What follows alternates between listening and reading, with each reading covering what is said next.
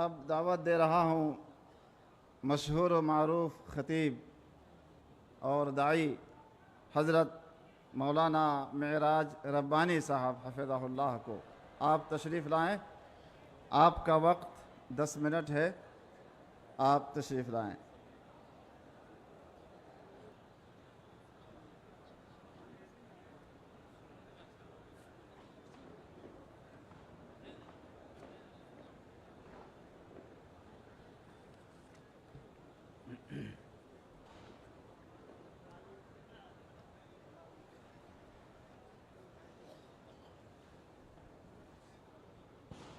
السلام عليكم ورحمة الله وبركاته.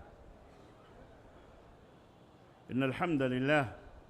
نحمده ونستعينه ونستغفره ونؤمن به ونتوكل عليه ونعوذ بالله من شرور أنفسنا ومن سيئات أعمالنا. من يهده الله فلا مضل له ومن يضلل فلا هادي له، وأشهد أن لا إله إلا الله وأشهد أن محمدًا عبده ورسوله. أما بعد، فإن خير الحديث كتاب الله، وخير الهدي هدي محمد صلى الله عليه وسلم، وشر الأمور محدثاتها، وكل محدثة بدعة، وكل بدعة ضلالة، وكل ضلالة في النار. قال تعالى: يا أيها الذين آمنوا اتقوا الله حق تقاته ولا تموتن إلا وأنتم مسلمون. يا أيها الناس اتقوا ربكم الذي خلقكم من نفس واحدة وخلق منها زوجها وبث منهما رجالا كثيرا ونساء، واتقوا الله الذي تساءلون به والأرحام إن الله كان عليكم رقيبا. يا أيها الذين آمنوا اتقوا الله وقولوا قولا سديدا يصلح لكم أعمالكم ويغفر لكم ذنوبكم، ومن يطع الله ورسوله فقد فاز فوزا عظيما. اللهم صل على محمد وعلى آل محمد كما صليت على إبراهيم وعلى آل إبراهيم إنك حميد مجيد. اللهم بارك على محمد وعلى آل محمد كما باركت على إبراهيم وعلى آل إبراهيم إنك حميد مجيد. معزز علماء کرام، صدر کانفرنس، سامعین اعظام، نوجوان دوستوں، بزرگوں اور بھائیوں، آج کی اس عظیم الشان کانفرنس جو مرکزی جمعیت اہل حدیث ہند کے زیر اہتمام اس تاریخی مقام رام لیلا گراؤنڈ دہلی کے اندر منعقد ہو رہی ہے، اس میں جس موضوع پر مجھ ناچیز کو چند کلمات کہنے کا حکم ملا ہے وہ موضوع ہے انسانیت کو درپیش مسائل اور اسلامی تعلیمات۔ اللہ عز و جل سے دعا ہے کہ اللہ تعالیٰ اس مختصر سے وقت میں ایک میسیج، ایک پیغام آپ حضرات کی خدمت میں رکھنے کی توفیق عطا فرمائے، اور اللہ عز و جل اس عظیم الشان کانفرنس کو منعقد کرنے والے اور اس میں حاضر ہونے والے جتنے بھی دام درم قدم سخن احباب اخوان موجود ہیں یا حاضر ہیں جنہوں نے کیا ہے سب کچھ، اللہ تعالیٰ ان کے میزان حسنات میں بنائے اور اللہ ان سب کو اس کا نیک اور اچھا بدلہ عطا فرمائے۔ حضرات گرامی قدر، انسانیت کو درپیش مسائل، یہ ایک لمبی طویل فہرست ہے، اگر میں اسے شمار کروں تو میرے لیے یہ وقت ناکافی ہوگا۔ مختصر یہ کہ آج انسانیت چاروں طرف سے گھری ہوئی ہے۔ کن کن گوشوں کو میں بیان کروں؟ حضرت غالب کے شہر میں غالب یاد آئے تو ان کا ایک شعر دماغ میں آیا کہ ہم کن کن مسائل سے الجھ رہے ہیں اور کیا کیا مسائل عالمی طور پر انسانیت کو درپیش ہیں۔ تو غالب نے اسی سرزمین دہلی میں کہا تھا کہ ایک دو زخم نہیں جسم ہے سارا زخمی، ایک دو زخم نہیں جسم ہے سارا زخمی، درد بیچارہ پریشاں ہے کہاں سے نکلے۔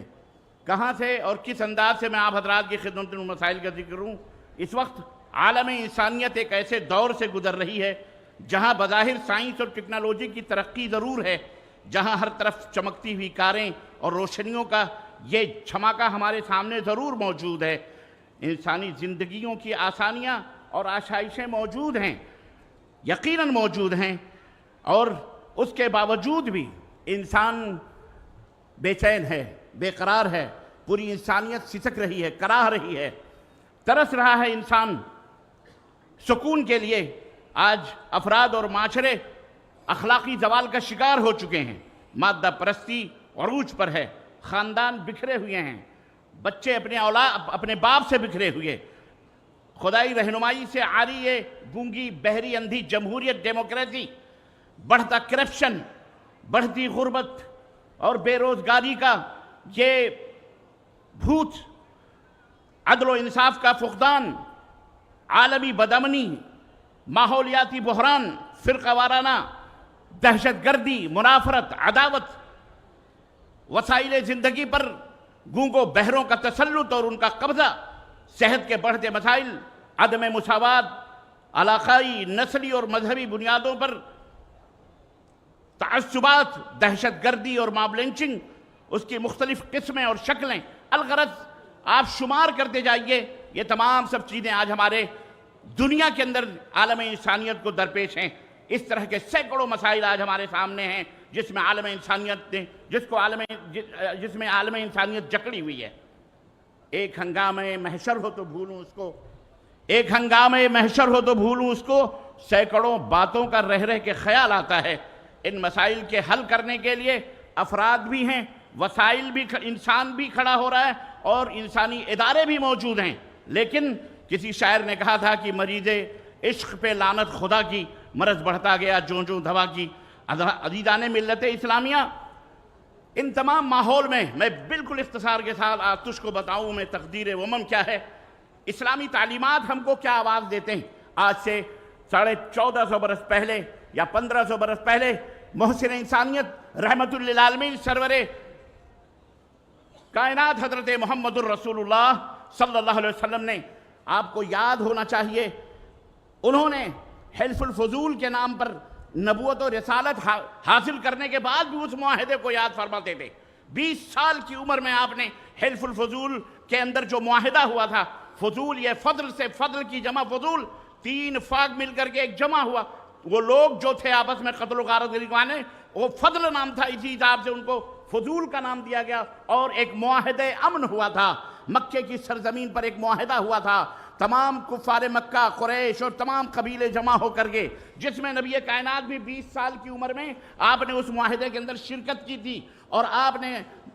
اور اس کا معاہدے کی چند بنیادیں تھیں۔ نمبر 1، ہم ایک دوسرے کے گردنوں کو بلا وجہ نہیں ماریں گے، عدل و انصاف قائم کریں گے، امن و سلامتی کے لیے قربانیاں پیش کریں گے، اور ایک دوسرے کی عزت و آبرو سے ہم کھلواڑ نہیں کریں گے۔ اس طرح کے چند اصول اور قواعد تھے جس میں نبی کائنات صلی اللہ علیہ وسلم بھی شریک تھے، اور جب آپ نبی بنائے گئے اس وقت بھی آپ یہ کہتے تھے، یاد کرتے تھے اس معاہدے امن کو، کہ آج بھی اگر دنیا اس معاہدے کو قائم کرتی ہے تو میں چاہوں گا کہ میں اس کا ایک ممبر بنوں اور میں اس کے اندر شریک ہوں۔ عزیزان ملت اسلامیہ، پوری عالم انسانیت بہرحال جو کر رہی ہے، لیکن ہمارے بھارت کے اندر ہم مسلمانوں کو چاہیے کہ نبی کائنات صلی اللہ علیہ وسلم کے اس آرزو کو، اس تمنا کو، ہمیں اللہ تبارک تعالیٰ نے ایک خوبصورت سا ملک بھارت دیا ہوا ہے، ہندوستان دیا ہوا ہے، اس ہندوستان میں رہنے کا سلیقہ سیکھیں، طریقہ سیکھیں۔ ہمارے چاروں طرف مختلف مذاہب، مختلف ادیان اور ملل کے لوگ رہتے ہیں، ہمیں ان کے ساتھ کیسا تعامل کرنا چاہیے، کیسا رہنا چاہیے۔ حلف الفضول کا کہ یہ اصول اور ضابطے، علماء کرام موجود ہیں، میں اس کی تفصیلات نہیں بیان کر سکتا، لیکن میں اشارے سے بات کر رہا ہوں۔ میں چاہوں گا کہ ہندوستان کے گوشے گوشے میں اس معاہدے امن کو خطبات کے ذریعے، کتابت کے ذریعے، تقریروں کے ذریعے، جلسات کے اندر، کانفرنسز کے ذریعے دنیا کے اندر پھیلایا جائے کہ ہم اس ملک کے اندر امن و شانتی کے ساتھ کیسے رہیں۔ ہمارے درمیان مسلم بھی ہیں، سکھ بھی ہیں، عیسائی بھی ہیں، بدھسٹ بھی ہیں، جین بھی ہیں، غیر مسلموں کی ایک کثیر تعداد ہے۔ ہمیں اگر امن ہے، لینا ہے، تو حلف الفضول کے طریقے پر ہمیں بھی بھارت کے اندر ایسے معاہدے امن قائم کرنے ہیں۔ محلے محلے، شہر شہر، جس طرح ہم جمعیتیں قائم کرتے ہیں، اسی طرح ہمیں گلی کوچوں میں کمیٹیاں قائم کرنا چاہیے۔ چاہے کسی کا بھی تیوہار آئے، چاہے کسی کی بھی عید آئے، ایک خون کا قطرہ نہیں گرنا چاہیے۔ تیوہار اس لیے نہیں آتے کہ دہشت اور اس کے ذریعے رعب پھیلایا جائے، تو کسی کے پوجا اور عبادت کا مقصد یہ نہیں ہوتا کہ دنیا چیخے، کراہے، تڑپے اور یتیم ہو جائے اور عورت جو ہے بیوہ ہو جائے۔ اس لیے نہیں تیوہار آتے، خوشی و مسرت کا پیغام لے کے آتے ہیں۔ لیکن آج بھارت کا ماحول ایک ایسا بنا دیا گیا ہے کہ جس کے اندر جب کوئی بھی کسی کا تیوہار آتا ہے، تو رونگٹے کھڑے ہو جاتے ہیں، کلیجے دہل جاتے ہیں، پسینے آتے ہیں، خوف و دہشت کا ایک ماحول ہوتا ہے، گھروں کے اندر لوگ بند ہو جاتے ہیں۔ وجہ کیا ہے؟ مسلمانوں، تمہارے پاس وہ نسخہ کیمیا موجود ہے، وہ نسخہ کیمیا محمد الرسول اللہ صلی اللہ علیہ وسلم کا وہ عہد اور پیمان تھا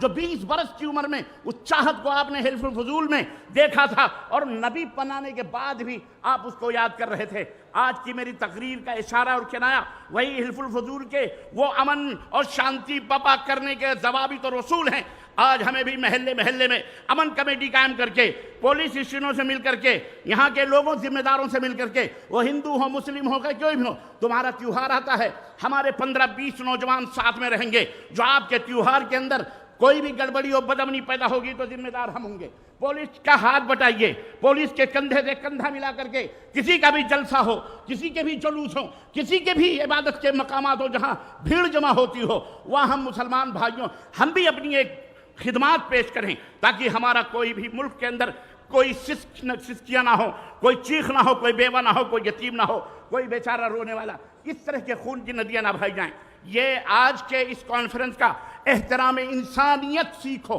احترام انسانیت کا آج کے میری تقریر کا لب لباب تھا۔ عزیزان ملت اسلامیہ، آؤ مل جل کر کے ہم نے بھارت کے اندر امن و سلامتی، پیار و محبت، اخوت و بھائی چارگی کے خوشبوؤں سے اس کے ذرے ذرے کو مہکائیں، اور ان دشمنان کو جو ہمارے بھارت کو ٹکڑے ٹکڑے کے اوپر لگے ہوئے ہیں، ان کے لیے اگر ہتھیار نہیں تو اپنے دعاؤں کا ہتھیار استعمال کریں۔ اللہم اہد قومی فإنہم لا یعلمون، اللہ انہیں ہدایت دے، یہ نہیں جانتے، یا اللہ انہیں نیست و نابود کر دے، ان کے اوپر قہر کی بجلیاں اتارے۔ اللہ تعالی ہمیں امن و سلامتی سے اپنے وطن میں رہنے کی توفیق عطا فرمائے، اور ہم سب کو مل جل کر کے ایک دوسرے سے محبت اور الفت کرنے، اور دیش اور وطن اور اپنے ایمان اور اسلام کی خدمت کرنے کی توفیق عطا فرمائے۔ آمین یا رب العالمین، وصلی اللہ علی نبینا محمد وعلی آلہ وصحبہ اجمعین، والسلام علیکم ورحمۃ اللہ وبرکاتہ۔